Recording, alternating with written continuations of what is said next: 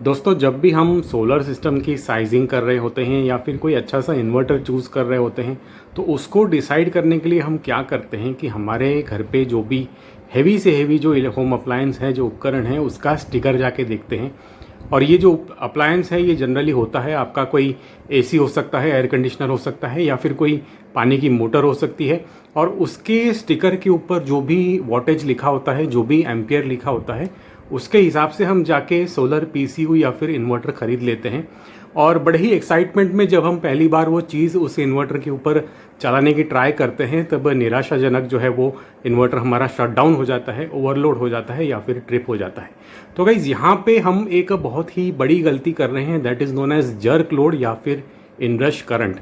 अब क्या होता है कि इस तरह के जो भी बड़े मोटर वाले इंडक्टिव अप्लायंस होते हैं, जैसे पानी की मोटर हो गई या एसी का जो कंप्रेसर हो गया, जब ये स्टार्ट होता है तब एक बहुत ही हैवी जर्क, जिसे हम इनरश करंट कहते हैं या जर्क लोड कहते हैं, उस तरह से स्टार्ट होता है। तो स्टार्टिंग के इसके जो एम्पियर हैं वो बहुत ज़्यादा होते हैं, जो कि आपके मैन्युफैक्चरर्स जो है स्टिकर के ऊपर नहीं बताते।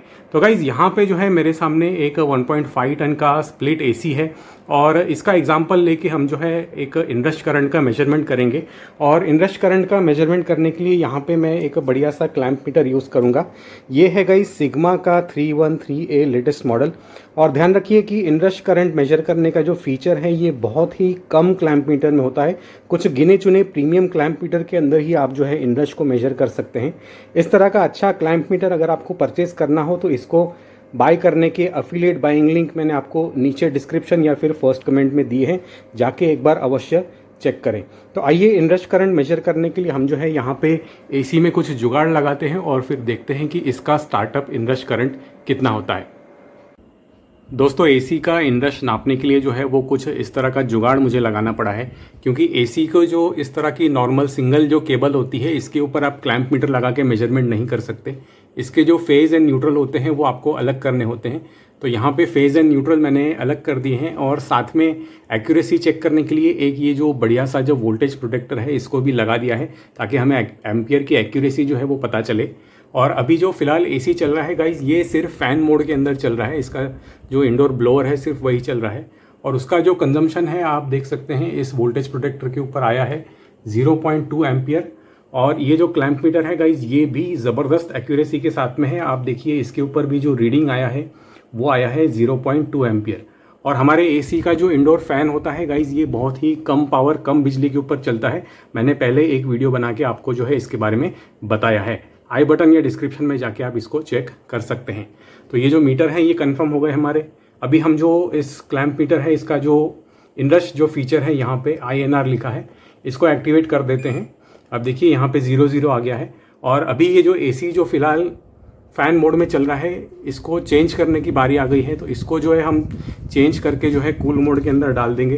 तो ये जो है मैंने लिया इसका रिमोट, सब साथ में दिखाने की ट्राई करूँगा, होपफुली आपको यहाँ पे कोई फिगर दिख जाए। तो इसको मैं चेंज करता हूँ।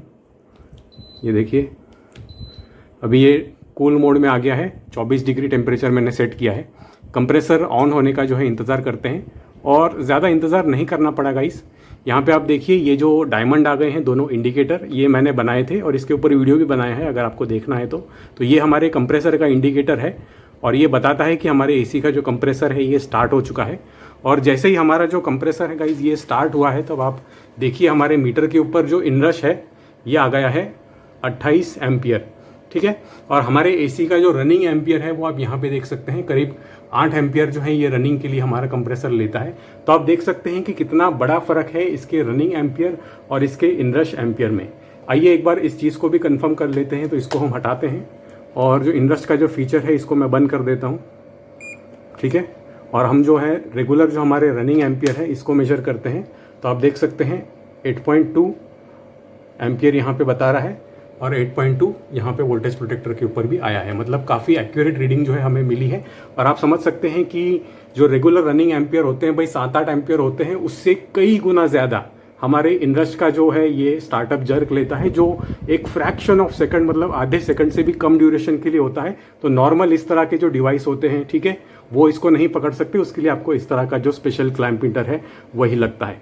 तो गाइज अगर आप इस तरह के हेवी अप्लायंसेस आपके सोलर इन्वर्टर के ऊपर चलाना चाहते हैं तो इसका जो इनरश का जो वैल्यू है उसको आपके जो इन्वर्टर है उसके स्पेसिफिकेशन के साथ में मैच करें, तो ही वो जो चीज़ है वो आपके इन्वर्टर के ऊपर चल पाएगी, अदरवाइज ये आपका जो सेटअप है ये सक्सेस नहीं होगा। दोस्तों इसी तरह के एयर कंडीशनर और सोलर एनर्जी से रिलेटेड वीडियोस देखने के लिए यहाँ पे और यहाँ पे कुछ प्लेलिस्ट आ जाएंगे। इन प्लेलिस्ट में मैंने कुछ इसी तरह के बढ़िया ज्ञानवर्धक वीडियोस बनाए हैं जो जाके आप देख सकते हैं। आज की वीडियो में इतना ही guys, take care and have a nice day.